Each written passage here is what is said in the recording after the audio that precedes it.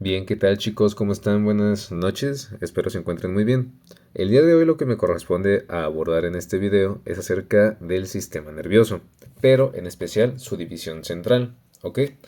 Eso es lo que nos compete explicar, pero en especial lo que es el órgano cerebral, el cerebro, perdón, el cual también puede recibir el nombre de encéfalo. Encéfalo utilizamos este término para abordar toda la estructura del cerebro, ¿ok? Pero pues queda mucho más correcto decir encéfalo, hasta más como elegante. Bien, si nosotros nos vamos primero a la división que debe de tener el sistema nervioso en general, nos daremos cuenta que existen dos formas. La primera es si nosotros lo dividimos de sistema nervioso periférico y el central. El central es el que nosotros abordaremos el día de hoy, especialmente lo que es cerebro. Pero también, bueno, hay que reconocer también que el sistema nervioso periférico van a ser todas las extensiones nerviosas, o sea, de nervios, en todo el organismo. ¿Ok? Ahora bien, tenemos otra división que ya va encaminada a dividir a lo que es el sistema nervioso autónomo. Autónomo. El cual a su vez se divide en simpático y el parasimpático. Que a grandes rasgos el simpático se encarga de los estímulos de lucha o huida, los cuales son exacerbados, por ejemplo, en momentos de estrés, al hacer algún examen, al ver un perro por la calle, o se los van a saltar, este es el que los va a decir, hay que sobrevivir. En cambio, el parasimpático es todo lo contrario a en cierto modo. Es la forma en la que nosotros lo explicamos, pero es está relacionado con términos de relajación. Por ejemplo, si ustedes quieren ir al baño a orinar lo que gusten, el parasimpático tiene que estimular para que el esfínter urinario, por ejemplo, está tan contraído para evitar mismo que haya orina, pues el parasimpático lo que va a hacer es que se abra, para que ahora sí pueda fluir la orina. Y bien, son como a grandes rasgos las formas en las que podemos dividir el sistema nervioso. Perdón. En especial entonces en este video lo que nos vamos a encargar es de la descripción histológica del cerebro, el cual a grandes rasgos también el encéfalo junto con la médula espinal nos dará parte de lo que es el sistema nervioso central. Estos dos complejos van a ser lo que es el sistema nervioso central, que a su vez el encéfalo va a corresponder parte, el conjunto de todo, al cerebelo, ¿ok? Como para que tengan esta dimensión de lo que me quiero referir. Pero entonces, lo que nos compete hablar es cerebro, su descripción histológica. Pero ya tienen ahora cómo les son las distintas divisiones que tiene el sistema nervioso, algunos ejemplos de cómo funciona y sus divisiones, en este caso del sistema nervioso central. Muy bien, entonces, ¿cómo lo vamos a describir al cerebro? El cerebro es un órgano macizo, ¿ok? O sea, este es un pequeño dibujo que dimensiona que en este caso no tendremos una luz como lo serían intestinos. Sí las hay, pero no es en lo que nos corresponde, no es algo propio de decir, por aquí es la luz, por ejemplo, intestinal, que tiene una función similar. No, solamente son cavidades que quedan, por así decirlo, formadas, pero no conforman parte misma de la estructura histológica del encéfalo, ¿ok? Y a eso me refiero con los ventrículos, a las cavidades que quiero decir. Lo que sí nos vamos a enfocar a abordar el día de hoy son las estructuras histológicas, que es desde los ventrículos hasta el grosor que corresponde tanto a sustancia gris y sustancia blanca de la corteza cerebral, ¿ok? Eso es lo que veremos el día de hoy. Muy bien. A modo general, entonces, ¿cómo vamos describiendo el cerebro? Primeramente tenemos que, de modo de contexto, vaya, de cómo está constituido todo este órgano, tenemos que entender que este va a estar contenido en el viscerocráneo. Por eso pongo aquí el tejido óseo que lo va a recubrir. Este viscerocráneo primeramente está recubierto por lo que es una piel, una hipodermis delgada y ya las fascies o el tejido conjuntivo subyacente que podremos encontrar y que también va a tener anexos con músculos faciales del cuello, del tronco, etcétera. Ese es un espacio encaminado para describir esas de ahí, pero no es lo que nos corresponde hablar, sino a partir del hueso. El hueso pueden ser distintos, vaya, ejemplos del viscerocráneo. Recordemos que tenemos los frontales, parietales, parietales, el occipital, y temporales, viéndolo desde sus porciones superiores, pero también tenemos etmoides y esfenoides, ¿de acuerdo?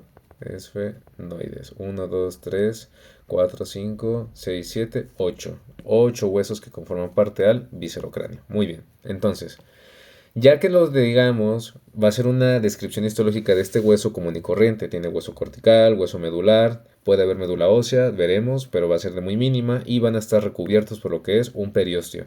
El periósteo va a formar parte de todo el límite en tanto las estructuras superiores con el propio hueso. En cambio, también tendremos periósteo que lo va a estar dividiendo tanto del hueso, ahora sí con las capas internas que va a ser las meninges. Y para ello entonces nos vamos con la descripción. Naturalmente tenemos tres meninges, dura madre, aracnoides y pia madre. Recordemos que actualmente se están investigando acerca de una cuarta meninge, la slim, la cual va a estar intermedia en tanto la aracnoides y la pia madre. Entonces en esta descripción estaremos manejando cuatro meninges, dura madre, aracnoides y slim y pia madre. Muy bien. Entonces, cuando ustedes quieran describir ese encéfalo, deben empezar con meninges. Pueden saltarse tejido óseo, pero si ustedes manejan esta descripción también les aumentará muchos puntos. La clasificación de las meninges, bien, ya dijimos cuántas son cuatro, pero tienen una clasificación. Se dividen en paquimeninge y leptomeninge. Paquimeninge, ¿por qué? ¿Y por qué lo hablo solamente como un singular? Porque solamente van a abordar lo que es la dura madre, ¿ok? La dura madre se va a dividir a su vez en dos, parte externa y parte interna. La parte externa va a ser ese periósteo que nosotros dejamos en lado, que viene a partir del viscerocráneo. Esto de aquí es hueso, vaya, del cráneo.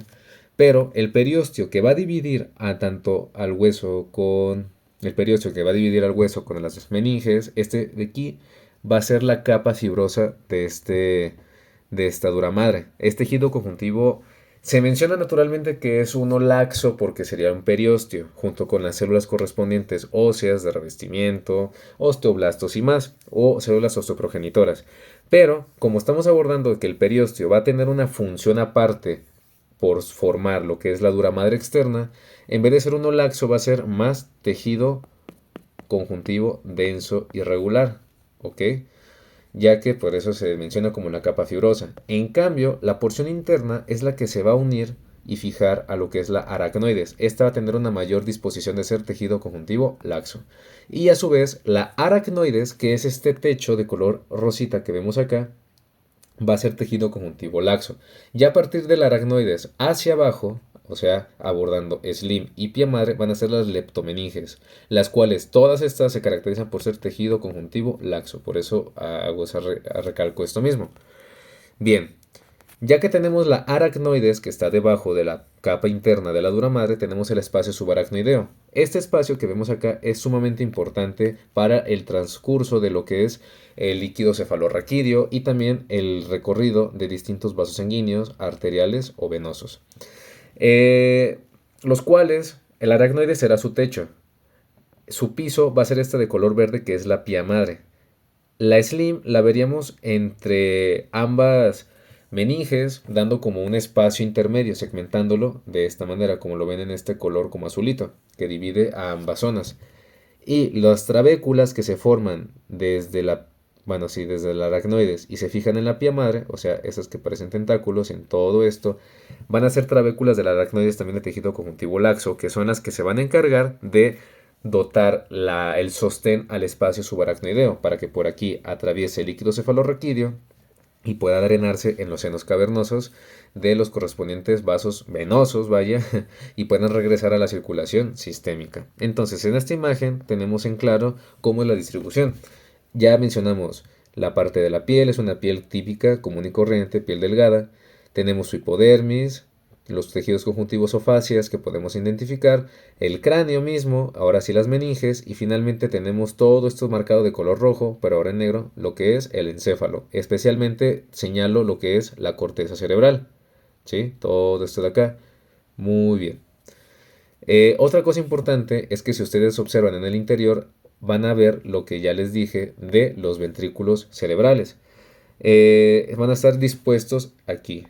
Los laterales, el primero y el segundo, que están en el interior de los propios hemisferios del cerebro. Tenemos el tercero, tenemos el cuarto por aquí en este nivel, ¿ok? Ventrículos, los cuales se van a encargar de formar el líquido cefalorraquídeo, lo puedan ir transportando por toda la cavidad interna del encéfalo, aquí, y ya que recorre también por la médula espinal, finalmente salga y envuelva, por así decirlo, todo el encéfalo para estar depositado, como se los dije, en el espacio subaracnoideo. ¿Ok? Sub porque está debajo del aracnoides. Muy bien. Y ya serán drenados por estos senos venosos y finalmente filtrados para que no se acumulen, porque si se acumulan nos pueden generar casos de hidrocefalia. Por ejemplo, que en el agujero magno, esta estructura de aquí, que se genera ya a partir de por los huesos mismos del cráneo, que se pueda hacer esta abertura y que pueda salir tanto el líquido cefalorraquídeo o extensiones de la médula ósea. Bueno, imagínense que haya algo que obstruya este agujero, como ven acá. Por ejemplo, que haya una hernia del cerebro aquí en este agujero, o sea, que se vaya para abajo y colapse todo este agujero. ¿Qué sucederá? Que el líquido cefalorraquídeo seguirá sintetizándose, pero no puede irse por todo el drenaje, está siendo ocluido, entonces va a comenzar a expandirse, generando cerebros mucho más grandes y eso es una urgencia porque compromete el funcionamiento cognitivo principalmente del individuo. Cognitivo. Eso lo vemos más en pacientes pediátricos, pero para que tengan esta idea. Muy bien, entonces, lo que nos va a corresponder, ya que ustedes tengan todo este contexto, va a ser todo lo de aquí. Esto, toda la corteza que estoy marcando con azul, digo con morado, va a ser la descripción del día de hoy. Esa es la corteza. Esta corteza se divide en dos. Tenemos la isocorteza y la alocorteza. La isocorteza, como su nombre lo indica, hablamos de estructuras homogéneas. O sea, hemos estado estudiando a día de hoy que los órganos, independientemente si son huecos o macizos, van a tener una estructura en general. Por ejemplo, el hígado, pues tiene, bueno, un pequeño dibujo de hígado. Tiene su estructura con hepatocitos, tiene sus sinusoides, tiene una división del lobulillo clásico, portal o los asesinos hepáticos, etcétera, etcétera. O sea, hablamos de una descripción que es pura y que se va a repetir en todo el órgano. En el encéfalo no.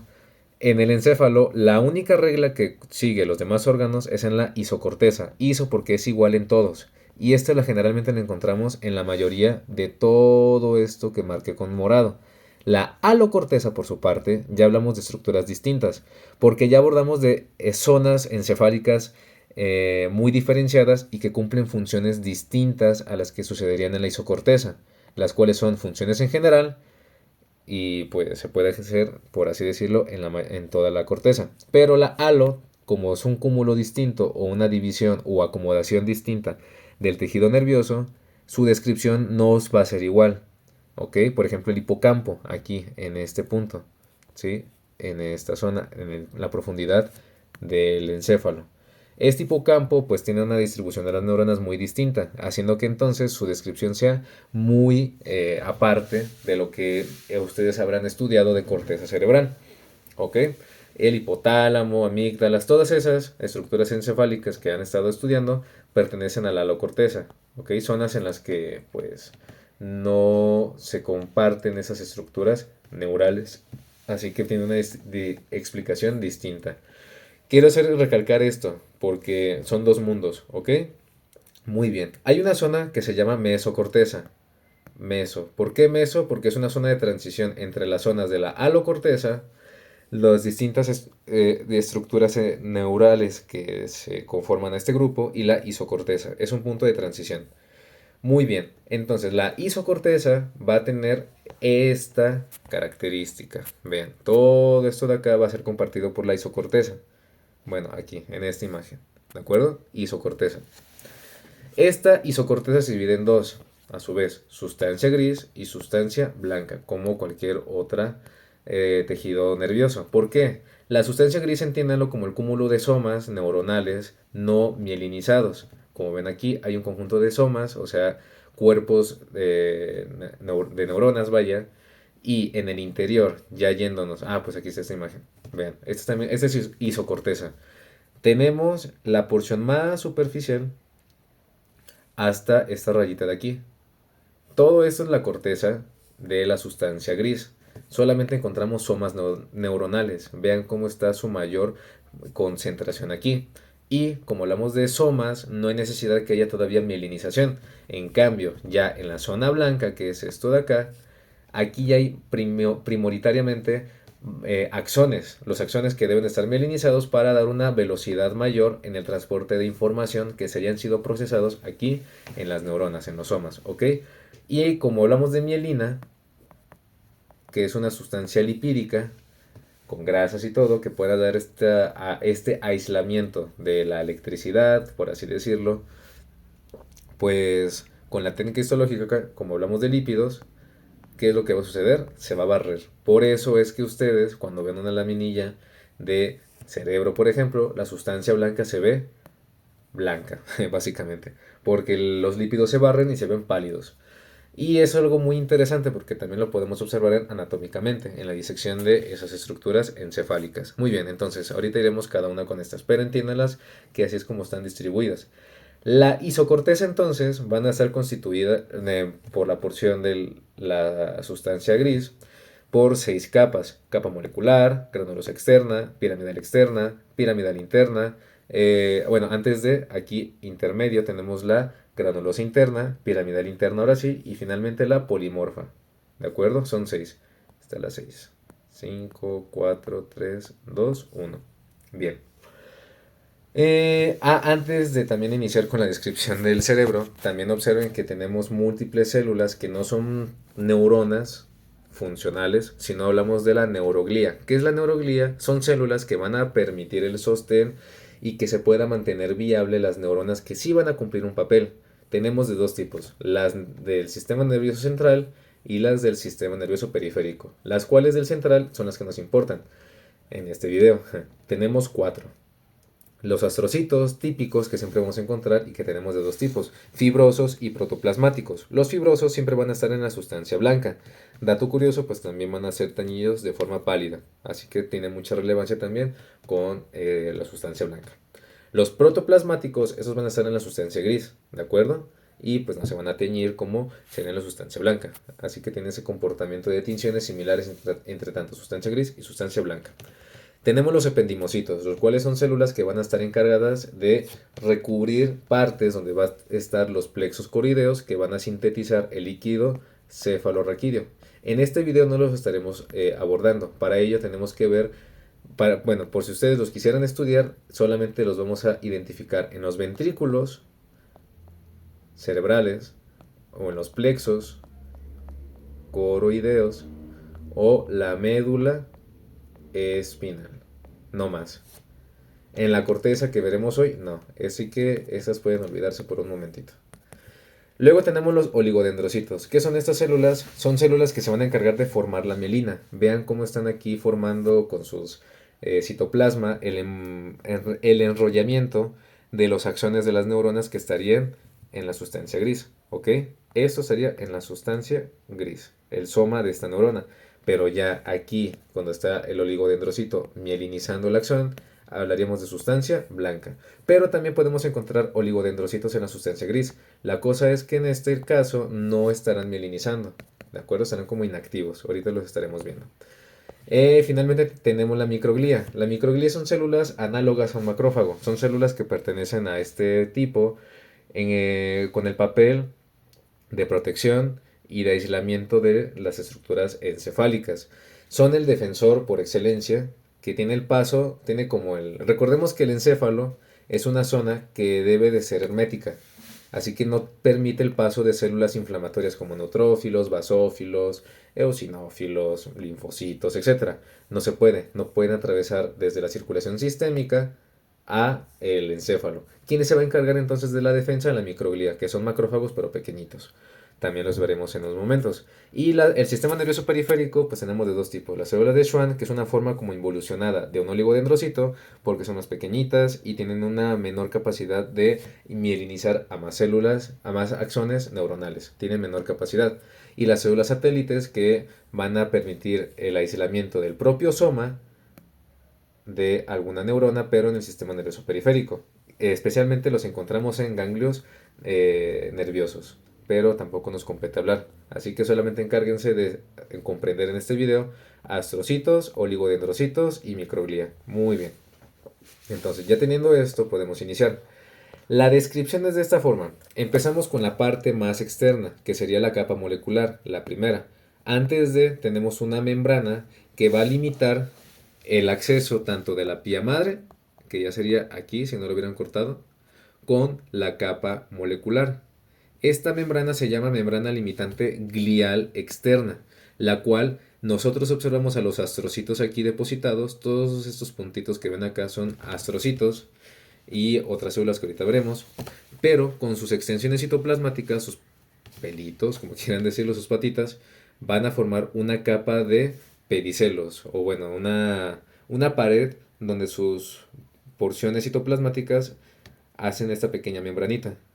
¿Ok? Es propia de la capa molecular, sí, pero es una membrana aparte y le dota de mayor ser más hermético con lo que podemos encontrar en la pía madre, ¿de acuerdo? O estructuras o antígenos, sustancias, lo que quieren decir, que se encuentran en el espacio subaracnoideo más arriba y que intente infiltrarse aquí en este punto, pues los astrocitos dotarán de la protección o más aparte de impedir la deformación de estas capas nerviosas, ¿ok? Así que funge como protección y de sostén.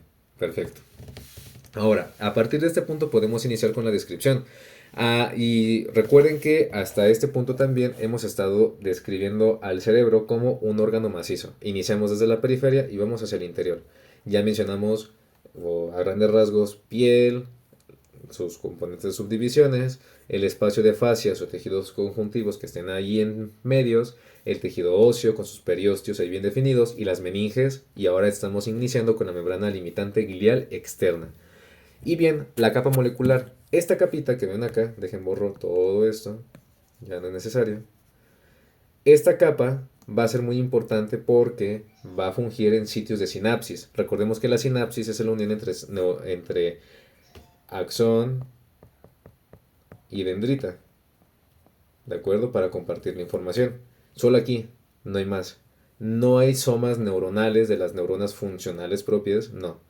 Solo hay conexiones entre axón y dendrita. Creo que aquí en este microscopio de Histology Guide hay una laminilla que sí demuestra lo que les quiero decir. Ok. En este tipo de tinción que ya es distinta podemos recalcar la estructura de las capas la capa molecular con sus conexiones sinápticas que le dotan esta función, bueno, esta apariencia. Si se dan cuenta, todas estas hebritas que ven acá son el citoplasma en forma de axones y dendritas de las neuronas, de los somas neuronales, los cuales están concentrados aquí a partir de la segunda capa, ¿ok? Por esta zona.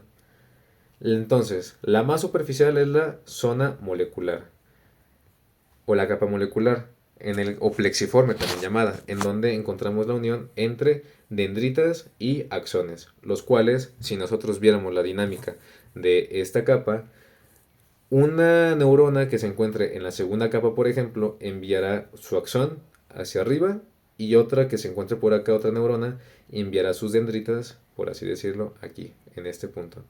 Y ya gracias a esta capa, dependiendo, se conectarán y harán sus distintas funciones metabólicas. Por eso es muy importante esta capa, que es una capa de conexión. Tenemos unas células que se llaman horizontales, únicas en esta capita. Horizontales.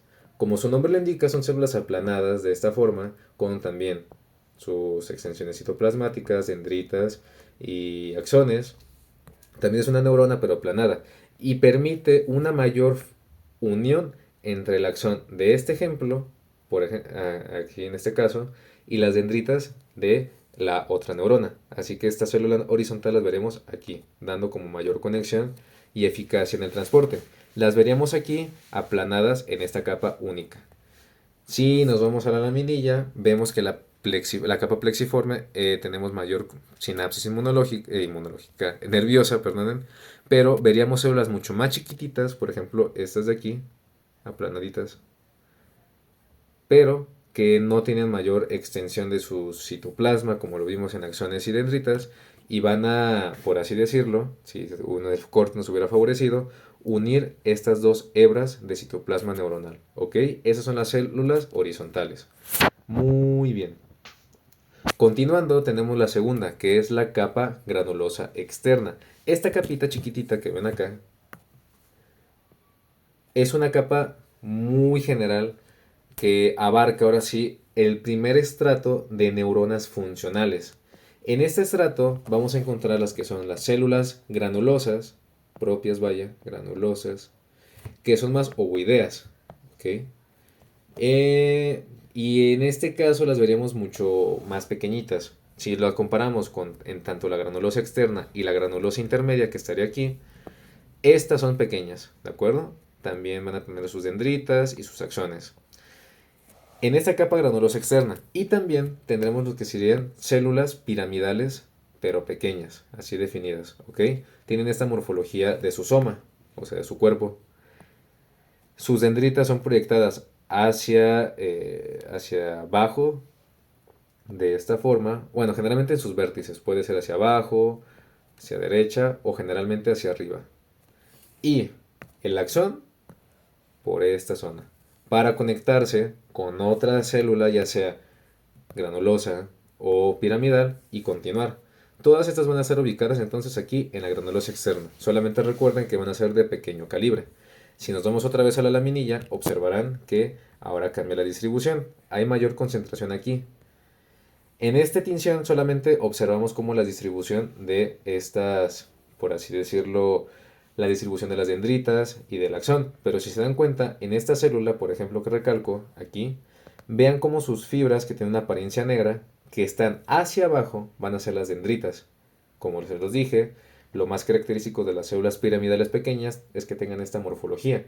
Y esta hebra negra mucho más gruesa va a ser el axón de esta neurona, yéndonos hasta la superficie. Y en este caso, esta se irá hasta la capa molecular y hacer sinapsis con otra neurona gracias a las células horizontales y continuar este estrechamiento una con la otra. ¿Ok?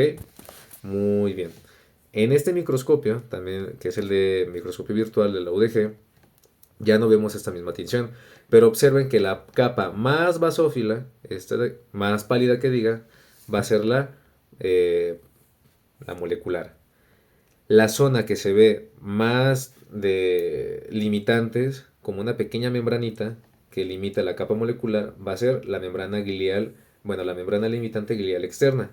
Y ahora sí, los tejidos que están más hacia arriba y que son laxos van a corresponder a la pía madre, ¿ok? Este otro tejido grueso que está arriba de la membrana limitante externa glial, o también así llamada. Muy bien. Continuando entonces, ya dijimos de la capa granulosa externa, que es la segunda. Luego tenemos una capa piramidal externa, que en este caso ahora tenemos una mayor concentración de células piramidales, las mismas que vimos aquí. Pero ahora van a tener una morfología, por así decirlo, más grande, como moderada, ¿ok? Por así decirlo. Y van a ser aquí depositadas. Si nos vamos otra vez a la minilla, en esta de aquí, solo hay que seguir como poquito la lógica.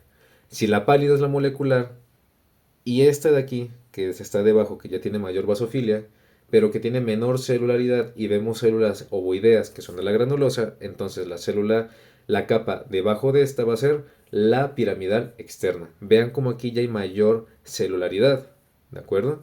Todas estas de aquí. Y tienen mayor morfología que una ovoidea que es la granulosa. Aquí ya están las piramidales, ¿de acuerdo? Y también observen que hay infiltración ya de vasos sanguíneos. Ah, miren, aquí se ve mucho mejor lo que son las piramidales. Todas estas neuronitas. Ojalá poder hacerle mayor aumento, pero es el que nos permite Histology Guide. Pero yéndonos de poco a poco, así es la forma de irnos como comiendo a la corteza de la sustancia gris, por el momento. Muy bien. Entonces, la piramidal externa estaría de, o sea, desde el límite de su pantalla que ustedes estén viendo superior hacia abajo, hasta como límite ese vaso sanguíneo que se encuentra en el centro, va a ser la piramidal externa. Muy bien. Prosiguiendo, tenemos ahora sí, en este diagrama le falló, pero tenemos lo que es la capa granulosa interna, que estaría aquí, en esta, correspondiendo a la cuarta capa. Es muy importante esta. ¿Por qué, Flavio? Porque esta, si se las llegaran a preguntar en su examen o lo que quisieran, es la capa con mayor celularidad de entre todas. Celularidad. Es la más de todas. Sí hemos visto que en todas sí hay mayor celularidad, pero en esta en particular es que están mucho más concentradas. Si nos vamos otra vez a la laminilla, vean que en esta zona más inferior vemos células mucho más grandes y con mayor concentración, y ahí poco a poco se van acaparando de más zonas que antes solamente había basofilia, o sea, entre núcleo y núcleo, si se dan cuenta, hay como zonas donde solamente es basófilo y es donde se transportaban los axones. Pero en esta capa cuarta, que es la granulosa interna, ya comienza a haber mayor celularidad y comienza a perderse esos espacios que previamente se estaban generando. ¿Ok? Esta es difícil querer decir, es que aquí está dividido tal y tal. Ya es por intuición y ver en dónde puede acomodarse más lo que hemos estado leyendo. ¿Ok? Pero en este punto es donde encontraríamos la granulosa interna.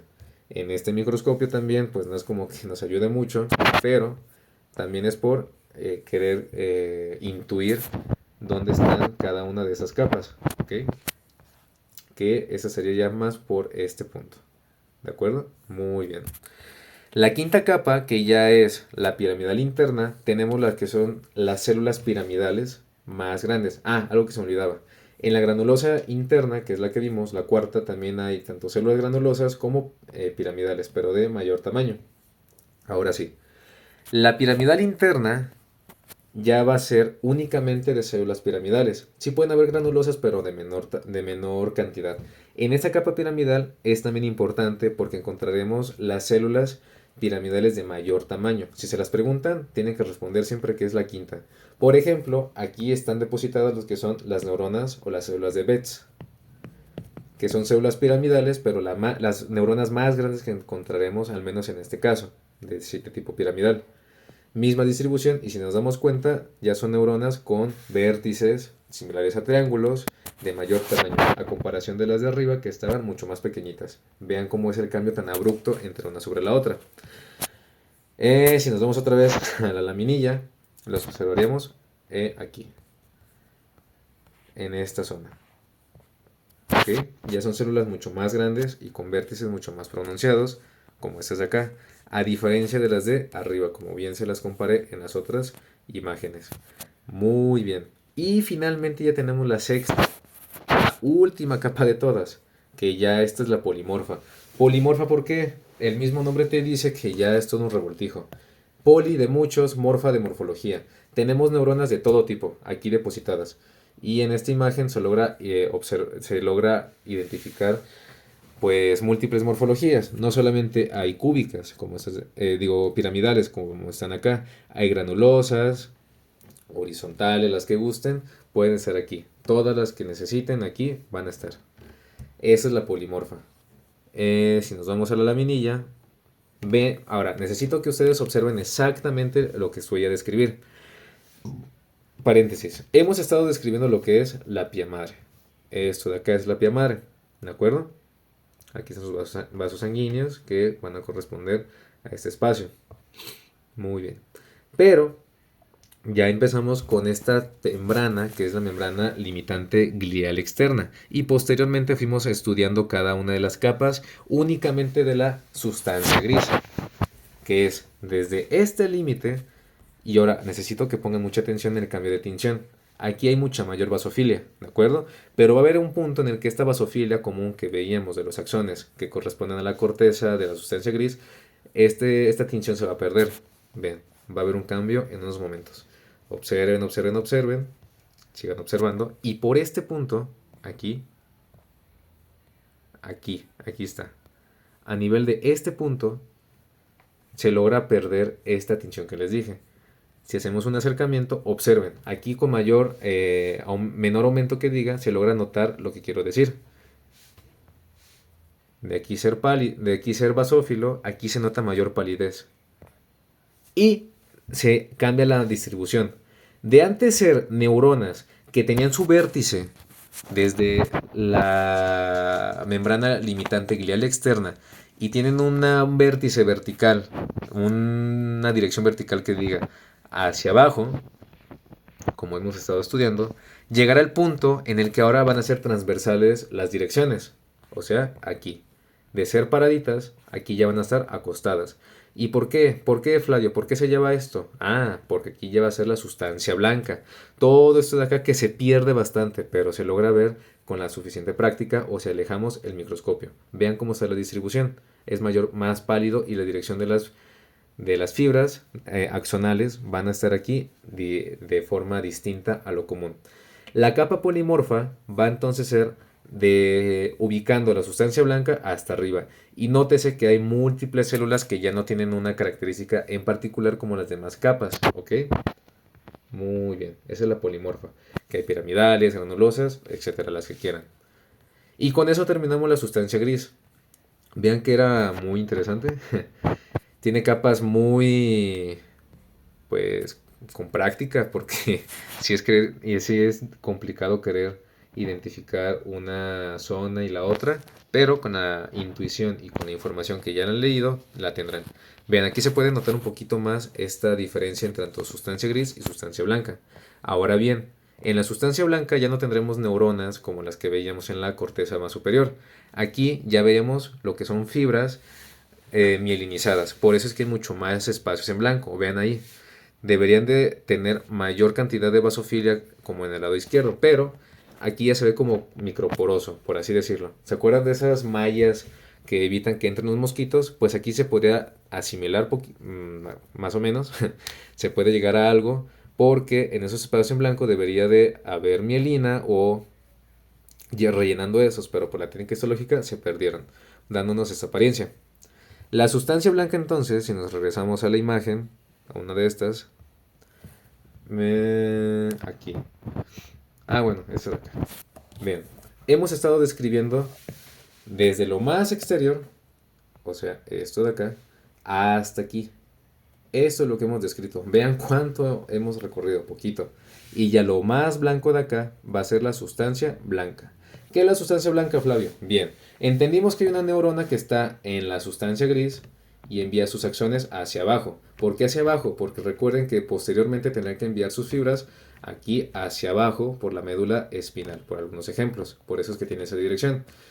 Pero ya en la sustancia blanca, estas axones, recordemos que hay una velocidad que es lenta, pero gracias a que están mielinizadas, o sea, por ejemplo así, esta velocidad aumenta considerablemente, mucho, mucho, mucho, hasta 120 metros por segundo, imagínense, dependiendo el estímulo y dependiendo también del tipo celular, pero eso lo verán en fisiología nerviosa.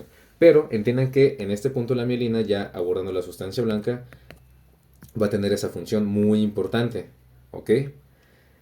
O también para evitar convulsiones, ya que también tiene función aislante y permite que una neurona no comparta su electricidad con otra, haciendo que haya mayor estimulación y genere y propague mucha energía y active a más neuronas que no deberían activarse y generen las convulsiones, a grandes rasgos, por querer mencionar.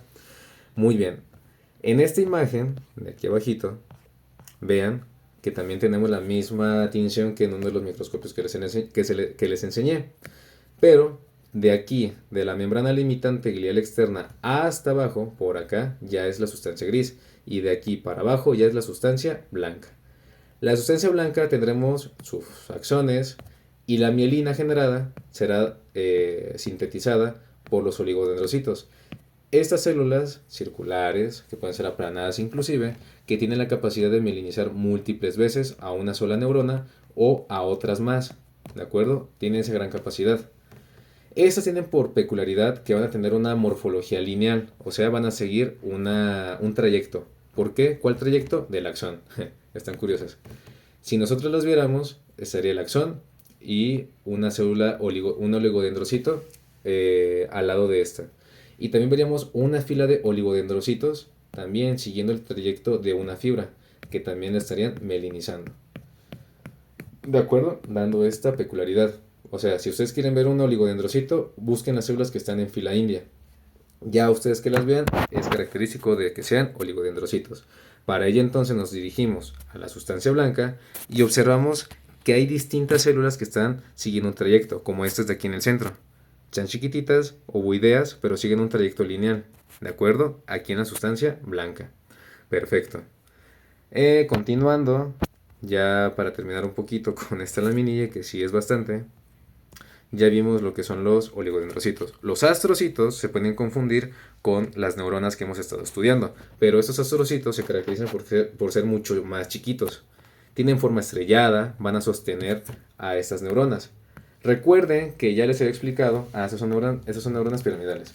Recuerden que hay distintos tipos celulares. Tenemos las células lábiles, las estables y las que no se van a diferenciar, digo, las que ya están muy diferenciadas, las que son permanentes. Tres tipos de células. Las lábiles son los epitelios, o sea, que van a tener una mayor capacidad de regenerar y de hacer mitosis. Las estables sí pueden hacer mitosis, pero dependiendo del estímulo, si se induce, se regenera o hace mitosis. Si no, no. Por ejemplo, el hepatocito, que por su naturaleza no hace mitosis, pero ante un daño sí. Y finalmente las permanentes, que ya ahora sí tenemos ejemplos muy particulares, que son aquí en este caso las neuronas, como las de Betz, las células granulosas, horizontales, las piramidales en general. Esas permanentes son muy diferenciadas. ¿A qué nos referimos con esto? Que tienen una función en particular, pero esa función ya es la que predomina en su naturaleza celular, haciendo que se les imposibilite que cumplan otras funciones, como es la autosuficiencia. Por ejemplo, que llegue algún nutriente y que ella la pueda transformar o que lo ingrese a su citoplasma. La neurona pierde esto, por así decirlo, pierde esta capacidad por ser tan funcional en un aspecto, pues es incapaz de sobrevivir en otro. Está curioso que sean tan poderosas, por así decirlo, sean tan inteligentes, pero que no sean tanto en otros aspectos también muy relevantes en su vida para sobrevivir. ¿Y qué sucede? ¿Quién las alimenta? ¿Quién hace que todavía sobrevivan? Pues aquí son los astrocitos. Los astrocitos son estas células ramificadas que van a sostener a todas las neuronas y van a permitir que se alimenten y que recojan sus desechos. Es como la mamá. La mamá que va a cuidar a su bebé, el bebé es la neurona, para que sobreviva. Le cambia el pañal, le da biberón, lo baña, todo, todo. ¿Va? Y esas son las más chiquititas que veremos por estas zonas ramificadas. Perfecto, también pues, va a tener su mayor importancia en dar el sostén estas partes del encéfalo. Muy bien, de astrocitos tenemos dos. Tenemos los protoplasmáticos, ¿sí? Protoplasmáticos que solamente están en la sustancia gris. O sea, si nos vemos a la imagen, los astrocitos estarán protoplasmáticos desde la membrana limitante glial externa hasta la sustancia blanca. Todos esos de ahí van a ser protoplasmáticos.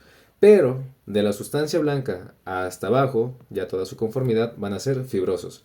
¿Qué diferencia hay? Son mismos, pero solamente la distribución y qué tinción agarran. Los fibrosos también van a ser pálidos, como con los axones mielinizados en la sustancia blanca. Muy bien. Ya que tengamos eso entonces, ¿qué nos prosigue? La microglía. ¿Qué es la microglía? Son las células más chiquititas, estas de aquí, que están inactivas. Esta de acá. Esta microglía tiene la particularidad, como se los digo, de defender al tejido nervioso cuando sea el momento adecuado. Son macrófagos inactivos, pero cuando se activan se volverán mucho más grandes, aplanados o como en forma de semiluna, con sus múltiples dendritas, como si fuera una célula inflamatoria, y defender, por ejemplo, que aquí haya entrado algún patógeno por azares del destino, o que haya sufrido un infarto cerebral. Lo que hará la microglía es limpiar lo que se haya generado. Pero recordemos que en el cerebro va a ser un espacio hermético. Difícilmente se va a poder limpiar todo lo que se haya generado en una lesión. ¿Ok? Entonces es muy importante que no se generen esas lesiones, porque la microglía es incapaz de que por sí sola limpiar el daño generado. A diferencia, por ejemplo, del sistema nervioso periférico. Ahí, periférico. Que esta no está tan hermético y puede no solamente alguna célula inflamatoria única como sucede en el sistema nervioso central actuar, sino que también puede entrar neutrófilos, más macrófagos, etcétera.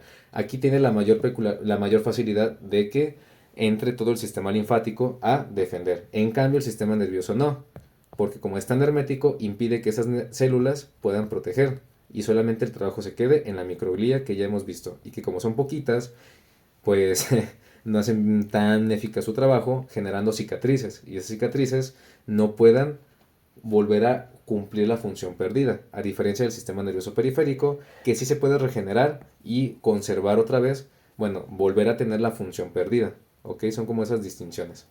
Muy bien. ¿Qué más nos hace falta por ver? Pues ya vimos la neuroglía, vimos sustancia gris, sustancia blanca. Les dejo esta tablita en el que se ve la distribución de las capas de estas zonas de la sustancia gris, en el que me gusta mucho porque se observan muy bien cómo con distintas tinciones se marcan algunos aspectos del tejido nervioso. La impresión de Golgi, así denominada, permite observar los somas, los axones y las dendritas. La de Niels es más que nada como para ver el soma, sin ver las extensiones citoplasmáticas. Ya la mielina, pues es para ver estas zonas donde sí alcanza a tener este recubrimiento de la mielina. Y vean que en la sustancia blanca ya está mucho más prominente. Y en la última, que es tinción de pigmento, pues ya depende de que se quiera identificar, pero que se vea que su predominancia van a ser en los núcleos, en los somas. Y son las distintas tinciones que pueden encontrar en múltiples laminillas. Pero yo les recomiendo que la que se queden es la de Golgi, que es la que a mí más me gusta. Pero en el laboratorio no sé si tengamos de Golgi, creo que no. Creo que solamente tenemos de matoxilina y diosina. Las que vimos aquí, en esta. Esa es la que manejamos. Perfecto. Continuando, pues ya para finalizar este video, y que ya no se cansen porque ya llevamos un ratote. ¿Qué nos hace falta por ver? Ah, por aquí, esas son las células de Betz. Vean, esa es una laminilla con las células de Betz aquí en la capa piramidal interna, que son las capas de células piramidales de mayor tamaño. Muy bien. Entonces, ya para terminar, ¿qué quiero que se queden con esta laminilla del encéfalo? Su cápsula, que la cápsula sería meninges y podemos decir que la membrana glial, bueno, limitante, glial externa, que recordemos que son los pies de los astrocitos protoplasmáticos. Ahora, el estroma. ¿Cuál va a ser el estroma de este tejido nervioso? Este estroma va a ser muy importante decir que está dividido en dos partes. Tenemos las células de la neuroglía central, que son las que ya hemos visto. Principalmente quien va a fungir aquí es el astrocito, en su morfología protoplasmática o fibrosa, cualquiera de las dos. Pero también tenemos lo que es el neurópilo, chicos, y no se les vaya a olvidar jamás en su vida. El neurópilo es la forma en la que nosotros decimos la unión tanto de axón con dendritas de alguna neurona, ¿de acuerdo? Son estas de aquí. Ese es el neurópilo, que también esta sinapsis neuronal funge en el sostén, porque permite que esta neurona y la de aquí se puedan sostener. Y si llega un astrocito, mejor aún que lo sostenga acá. ¿De acuerdo? Ese es el estroma. Si les preguntan, neurópilo, que es la unión en tanto dendritas con axones, y las células de la neuroglía central. Finalmente el parénquima. ¿Cuál va a ser el parénquima de aquí? Parénquima. Muy sencillo. La sustancia gris y la sustancia blanca, dependiendo. La sustancia gris con sus 6 capas y la sustancia blanca van a ser los axones mielinizados, ¿ok? Mielinizados. Estas dos de aquí van a ser entonces consideradas el parénquima. Váyanse en este orden y tendrán un excelente manual con su descripción de encéfalo. Algo ya para finalizar y que va a permitir entender por qué el encéfalo ante una lesión es incapaz de regenerarse, porque dijimos que las células linfáticas, como más macrófagos, puedan ingresar a tratar de reconstruir lo perdido en el encéfalo. Bueno, ¿por qué no sucede esto? Por el simple hecho de existir la barrera, ahí, la barrera hematoencefálica. Esta barrera siempre la vamos a encontrar en todos los vasos sanguíneos que están aquí en el encéfalo. Ya los vimos aquí en algunas laminillas, ¿de acuerdo? Por ejemplo, estas zonas de acá, que son lineales, son vasos sanguíneos. Es un vaso sanguíneo muy especial. También son capilares. Vean estos de aquí, en esta laminilla. Son esos vasos sanguíneos que ven acá, que en su interior hay eritrocitos, pero son capilares o arteriolas, dependiendo del calibre. Que también tienen un endotelio muy característico de ser un epitelio plano simple, que lo va a estar revistiendo. Pero lo que va a suceder a partir de este momento es que la membrana basal de cualquier otro vaso sanguíneo va a recubrir perfectamente a este vaso para, digamos, limitar el acceso de las sustancias que se encuentran en el interior con el tejido encefálico adyacente. Pero no solo eso, que la membrana sea hermética, sino que también tendremos lo que son los pericitos, que son células madre de los capilares, que le van a dotar también de ser hermético y limitar más el paso. Y finalmente tendremos lo que son los pies de los astrocitos, a lo que llamamos membrana limitante glial interna. Esa es la otra. Tenemos externa, pero ahora la interna. Membrana limitante glial interna. ¿Ok? Entonces, si nosotros lo imaginamos de esta manera, este es el vaso sanguíneo, el capilar, con su eritrocito en el interior. Tenemos el endotelio, que es un epitelio plano simple, típico que hemos estado estudiando siempre. También tendremos la membrana basal, que le va a dosificar de ser más hermética, ya que impide que el acceso de tanto la sangre con el tejido nervioso se mezclen. Tenemos los pericitos, que son células madre como tal, que van a abrazar a todo el capilar desde fuera, aquí, de esta forma. Que también pueden fungir en la regeneración, pero solo si los capilares se dañan. Pero no van a fungir en la regeneración si el tejido nervioso se daña, solo en los capilares. El pericito es la célula madre que lo va a envolver y, si se dan cuenta, es otra capa a la barrera hematoencefálica. Y finalmente ahora sí tenemos la membrana limitante glial interna, que sigue la misma lógica. Son los pies de astrocitos que van a formar esta limitación hermética total. Y es muy importante que se acuerden de esta barrera, chicos, porque la volverán a ver en otras materias. Por ejemplo, en farmacología hay medicamentos que tienen la peculiaridad de atravesar o no esta barrera. Por ejemplo, tenemos los antihistamínicos de primera generación, los cuales tienen la capacidad de atravesar esta barrera. Y los antihistamínicos se utilizan para alergias, por ejemplo. Pero los de primera generación, como atravesaban la barrera hematoencefálica, como un efecto secundario, es que inducían sueño.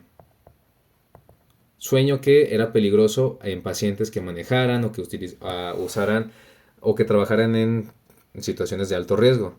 ¿Ok? Ese es un efecto secundario. Por eso mismo hay que tener cuidado con la dosificación de fármacos, porque si llegan a atravesar la barrera hematoencefálica en el paciente que no sea idóneo, pues nos sucederá algún problema. O bien patógenos que lo atraviesen, por ejemplo el toxoplasma, que pues es un parásito que se queda en algunos casos, dependiendo de la gravedad, en el cerebro, pero la barrera hematoencefálica tiene la capacidad de limitarlo. Pero si sucede algo, por ejemplo que haya algún astrocito que muera, pues, o que el pericito ya no esté, o que la barrera, la membrana basal quede desprotegida, pues el toxoplasma pueda llegar e infiltrarse y generarnos algunas situaciones malignas. Y pues ya es básicamente lo que podemos decir ya de todo el encéfalo. Entonces de la barrera quédense endotelio, membrana basal,